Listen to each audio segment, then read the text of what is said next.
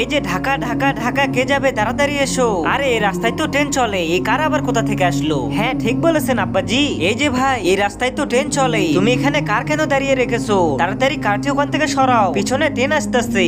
আরে ভাই সাহেব, এখন এই রাস্তায় ট্রেন আসবে না। তোমরা যদি ঢাকায় যেতে চাও তাহলে উঠে বসো আমার গাড়িতে। আব্বা, আমি ওসব ট্রেনে উঠতে পারবো না, আমি এই সুন্দর গাড়িতে চড়ে যাব। 2000 টাকা ভাড়া নেবে, চুপচাপ এখানে দাঁড়িয়ে থাক।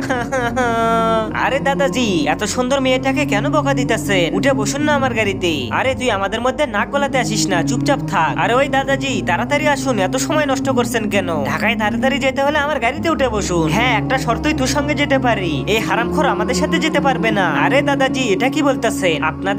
আপনাদের গাড়ি ভাড়া আমি দিয়ে দেবো, চলুন। কি বললে? তাহলে চলো তাড়াতাড়ি। দাঁড়াও, আমি এখনই দরজা খুলে দিতেছি। এরপর তো তারা খুব দ্রুত ঢাকার দিকে গাড়ি নিয়ে যেতে থাকে। আরে গাড়িওয়ালা ভাই, একটু এসির ভোল্টটা বাড়িয়ে দিন, খুব গরম লাগতেছে। হ্যাঁ এখনই দিচ্ছি আমার জানেমান। এখন ঠিক আছে? হ্যাঁ ঠিক আছে। আবে জানেমানের বাচ্চা, আগে এটা বল, চলতি গাড়ির সামনে হঠাৎ ট্রেন আসলে কি করবি?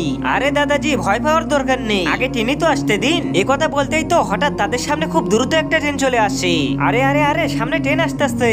হায় আল্লাহ, এখন কি করব? সামনে তো ট্রেন আসতেছে।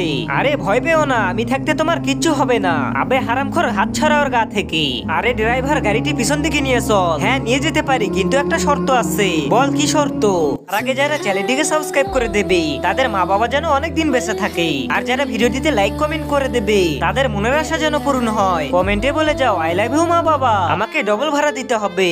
আচ্ছা ঠিক আছে, দিয়ে দেবো। ঠিক আছে, দেখো আমার জাদু। এই কথা বলে ড্রাইভার একটি বাটনে চাপ দেয়, আর গাড়িটি হাওয়ায় ভেসে উঠে ট্রেনের উপর দিয়ে যেতে থাকে।